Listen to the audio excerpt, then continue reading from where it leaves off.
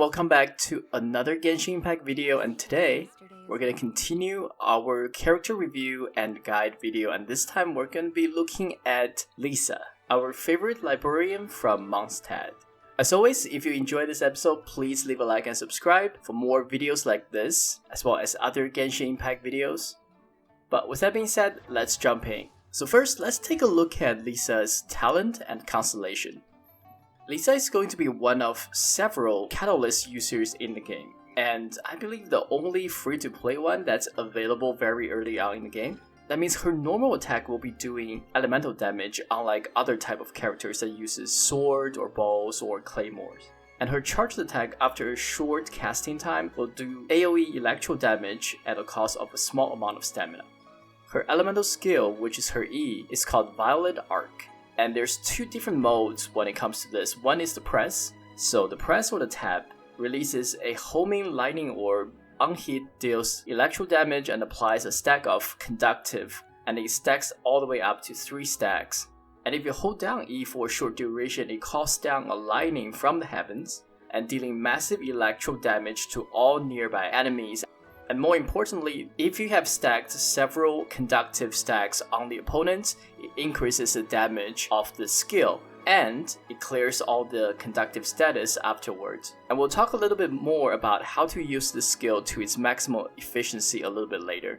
Her elemental burst, which is her Q, is called Lightning Rose. And what it does is it summons a lightning rose that unleashes powerful lightning bolts, launching surrounding enemies and dealing electro damage. And the lightning rose will continuously emit lightning to knock back enemies and deal electro damage for as long as it persists. So from a damage perspective, this is a pretty good skill, but we will talk a little bit more about a couple of things that you have to watch out for when using this skill.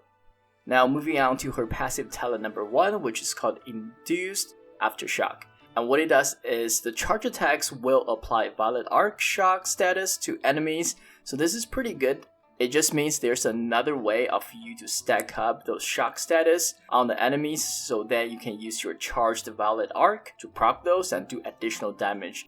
So once you have this passive skill unlocked, you'll definitely see a step up in Lisa's attack damage overall. Her second passive talent is called Static Electricity Field. And what it does is enemies hit by lightning rolls have their defense decreased by 15% for 10 seconds. This is very good, both in just amplifying Lisa's own damage, as well as if you're using Lisa as some of a swap character, right? You use her and then swap into another character following up with more damage. This is very good for setting up that type of follow-up damage as well. So good skill to have. And lastly, her passive talent number 3, which is kind of the open world passive, it's called General Pharmaceutics. And what it does is when Lisa crafts a potion, she has 20% chance to refund a portion of the crafting materials used. In the short term, it's probably not going to feel very meaningful or impactful, especially for early game players. But as the game goes on, those potions becomes more important. You definitely feel the impact of this over a longer period of time. Now, with her talents out of the way, let's take a quick look at her constellations. So as always, there's 6 levels of constellations. You have to unlock them in a sequential order. It starts with the Infinite Circuit. What it does is Lisa generates 2 energy for every opponent hit while holding Violet Arc, so this is very good. It just helps you to kind of generate those energies consistently and use Lisa's skill more often. It doesn't really impact anyone else because you only generate energy for Lisa, so I guess in that way it's a little bit limited, but still it's a good constellation to have and a pretty impactful one given that it is level 1. And then we look at Electromagnetic Field. What it does is while you're holding Violet Arc, it increases defense by 25%, also increases Lisa's resistance to interruption. So this is pretty good, especially in late game scenarios where people can attack you and interrupt you consistently. Having this type of resistance to interruption allows you to do more damage because you can have those charge time uninterrupted, which is good. And the increase of defense, that is solid across the entirety of the game. Now moving on to level 3, you get Resonant Thunder. And it increases Lightning Rose level by 3 and maximum upgrade level by 15, so that's pretty standard. Moving on to level 4, you got Plasma Eruption. What it does is it increases the number of lightning bolts released by Lightning Rose by 1 to 3 as you level this up. So that again is pretty good. Given that this is a level 4 Constellation, it feels a little bit underwhelming, but nonetheless it does help Lisa to get more damage out while using her elemental burst. At level 5 you get Electrocute, increase the level of Violet Arc by 3, maximum upgrades level is 15, so again, very standard. And lastly you get the Pulsating Witch at level 6 Constellation. So what this does is when Lisa takes a field, she applies 3 stacks of Violet Arc's shock status onto nearby enemies. So this is very good because in the late game, it's unlikely that you're going to stick with one character for a very long period of time. If you're playing solo, of course, if you're playing with other people, the chances are you're going to have your own character and this won't really come into effect all that much. But in a single play situation, when you are switching characters on a consistent basis, try to get those elemental synergy going, this is very impactful because every time you swap Lisa back in, she applies 3 stacks of Violet Arc shock status to everyone around her, and then she can quickly chain that into another skill to do damage, right? So it's very good in terms of being able to stack up those shock status and do damage quickly and swap out to another character. So you don't have to waste your time trying to stack it up with your charged auto attacks. So from a value perspective, level 6 Constellation, not great, because in our opinion the value comes through more so in a single player than it does in kind of co-op play. So for those of you who wants to play by yourself, this is pretty good. For those of you who are playing with friends, maybe you don't really have to go this far. So there you go, those are the constellations and talents. With that, let's move on to talk about Lisa in the early and late game stages. So in terms of early to mid game, we think Lisa definitely deserves a 7 out of 10, maybe on the border of an 8 out of 10. She is obviously a free-to-play character, so that provides pretty good value. All of us should have her once we have played through the early stages of the game. And I think because of that, a lot of people might be sleeping on her effectiveness, so we're gonna take this opportunity to shed some light on how good she really can be. So as our very first Catalyst user and the introductory character, Lisa is going to be a heavy-hitting magic caster. Her entire kit is really geared around taking advantage of elemental reactions, especially in the early game with Amber and Kaya. Being an introductory character, it will stand to reason that Lisa has a pretty straightforward kit, and she does, but there are definitely still some little nuances here and there when it comes to her skills, so we're going to start with those. And the first thing we want to talk about here is her elemental skill. Violet Arc is going to be a very strong damage dealing skill in the early to mid game, but as we mentioned before, there are 2 different modes when it comes to Violet Arc.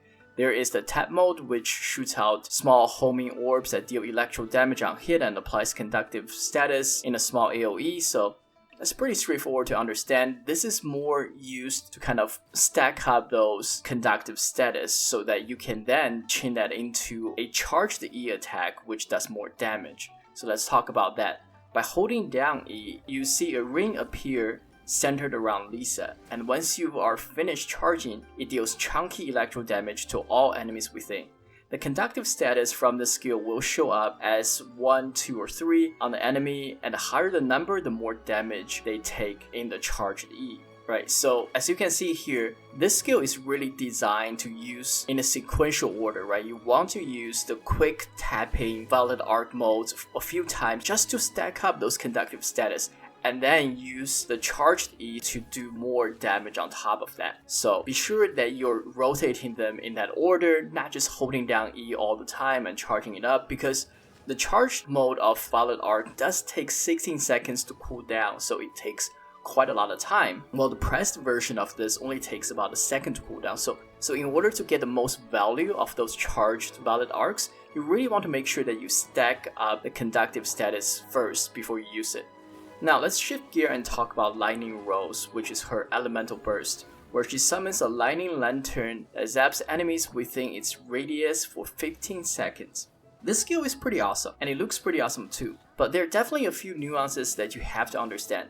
First, the lightning will knock back enemies, and this is really important because in a lot of the open areas, what it means is that enemies will get knocked out of the radius and then take no damage. This is especially worse when you're combined with an elemental reaction like Overload or Superconduct. It just knocks the enemies back even further, and that becomes an issue. So you really need to be careful when using this skill. It is very useful when you're in kind of a cave area or you're within a more confined area and there's not a lot of space for characters to be knocked far away from you. But in a lot of the open area, it just means that you will get your initial hit on them, but knock them too far away that you won't be able to do damage to them again until a few seconds later. So that is something to keep in mind. But at the same time, do keep in mind that large enemies like world bosses will not be knocked back. So in situations like that, this skill becomes pretty good because as long as you can keep them within the radius, it will do damage continuously to them. So that is a good option and a good situation to use it. However, secondly, we also need to mention that on top of this knockback issue, there's also the issue with the AoE being stationary. Once you casted lightning rolls, the location is fixed, so that makes your positioning play a lot more important. If you run away from the location where you casted Lisa's Q, then you run the risk of leashing the enemies away from it and do no damage. Also keep in mind that bosses that tends to move around a lot, you really have to think about it before you use it because they can easily dash through Lisa's Q and be in a location where they are not anywhere close to the AoE, and therefore the skill will essentially become ineffective. So there are definitely certain things when it comes to Lisa's Q that you have to keep in mind, and a lot of that is related to where you're positioning it and where you are using the skill. So with all that potential and limitation said, we really think that Lisa functions probably more as kind of your supplemental damage dealer because of the fact that her Q is not as reliable as some of the other characters' skills. But she is a pretty good character in the early game to set up those elemental reactions, given that her auto attack does electro damage and she has a lot of AoE with both of her skills. And on top of that, whenever she can, she does have the damage potential to help you out a little bit as well on that front. So in terms of build recommendations, we believe that if you're going to use her as more of a damage dealer, then it's really about taking full advantage of her elemental skill, both in the tap and charge mode. So in order to get the most out of that, we will want to focus on building elemental mastery and squeezing all the damage we can out of her E. With that having been said, the instructor set is great. At 2 set, it grants plus 80 elemental mastery. At 4 set, after causing an elemental reaction, it grants 120 elemental mastery to all party members for 8 seconds. So this is just a really solid set when it comes to using Lisa more as a damage dealer because a lot of her damage is going to come through those elemental reactions, and having elemental mastery is going to amplify that. And the fact it's also versatile in a way that if you do want to use her as more of a setup character, the fact that it grants 120 elemental mastery to all party members is also pretty solid. So pretty solid kit for Lisa in the early and mid game for sure, and potentially even going into the late game. If you don't care about the elemental reactions and just want to spam lightning at your enemies, then you could run a mixture of instructors and gamblers. You can get a 2-piece instructor set and get an 80 plus elemental mastery, and then also add in the 2-piece gambler effect of 20% additional elemental skill damage. So that can definitely be pretty good as well. Additionally, you can also try to go with just 4-piece gambler set and really just completely rely on her elemental skill, right? You get a 20% elemental skill damage increase as well as the cooldown reduction, especially given that Lisa's E on the press mode takes 16 seconds to cooldown, so those two sync up pretty well. Now to round off this segment, let's talk about weapons. Starting with the 3 stars for the early game players, we think Magic Guide is probably the best option. With it, you get a straight 12% damage increase with all of Lisa's attacks, given that all of them are going to be electro based, so that's pretty solid. Alternatively, you could go with Ember Catalyst if you don't have Magic Guide, but if you do have it, and it's pretty common to come by, we definitely recommend Magic Guide above all of the other choices. Now moving into the mid game with 4-star weapons, the Wit Sith, maybe I'm butchering this name, but this is a very solid weapon for Lisa here. You do have a little bit of randomness when it comes to the benefit you get because there are 3 different options. One is increase attack by 60%, which is the less impactful effect, but the other 2 that increases elemental damage by 48% or increase elemental mastery by 240. Both of those effects are very good on Lisa. Alternatively, you could also go with the Sacrificial Fragment to fish for skill cooldown resets. And if you do pair it with the 4-piece Gambler set, You could get some pretty crazy cooldown refresh combos going for Lisa, so definitely something worth a try and can be an alternative option for you. Now with that, let's talk about the late game for Lisa. So Lisa's role in the late game doesn't change too dramatically from how she is in the early to mid game. She is still going to be, for you, either a secondary damage dealer or that elemental setup hero. At the higher ARs, you're going to be spending most of your time doing domains to farm artifacts or ascension materials for your talents and weapons, and these are environments where Lisa really excels in, where there are a lot of mobs and a lot of AoE potential. The problem is, at these levels, the likelihood that you get interrupted during your charge is much higher because there are just a lot of higher level enemies that you're going to run into, and with mobs, you never know where the attacks could come from. So this is where her Constellation really comes in. Her second Constellation is really handy as it gives her resistance to interruption, and it's something that we definitely suggest you to try to get to if you can. And in our opinion, out of all the freebie heroes that you get early in the game, Lisa is probably the one that scales into the late game the best. In terms of build recommendations when it comes to artifacts, we think Thundering Fury is going to be pretty insane on Lisa, considering how easily she can proc elemental reactions with all the electro AoE she has, the electro auto attack that she has. She's not only going to be doing tons of damage with those reactions, but also reducing the press CD of her elemental skills significantly through basic attacks, which she cannot do any other way. This is the most consistent and reliable method to reduce her E cooldown, and it comes with great elemental synergies too. If you're still working on farming out Thundering Fury set, other options could be 4-set Noblesse Oblige or 2-set Noblesse Oblige with 2-set Wanderers. Honestly, once you start considering mixing and matching 2 sets, there are just a lot of possibilities that will start popping up. As we mentioned before, Instructors is another set that can really scale well into the late game, and frankly, Gamblers wouldn't be too bad either. Now let's shift gears and talk about late game weapons. When it comes to 5-star Catalysts, both Skyward Atlas and Lost Prayers are pretty good on Lisa. Skyward Atlas will be ideal for players who want raw attack and little clouds to help create the true stormy visual. The passive actually works decently with Lisa since she'll be basic attacking just to get the conductive stacks, and her DPS tendencies makes her want to stay on the battlefield a little bit longer.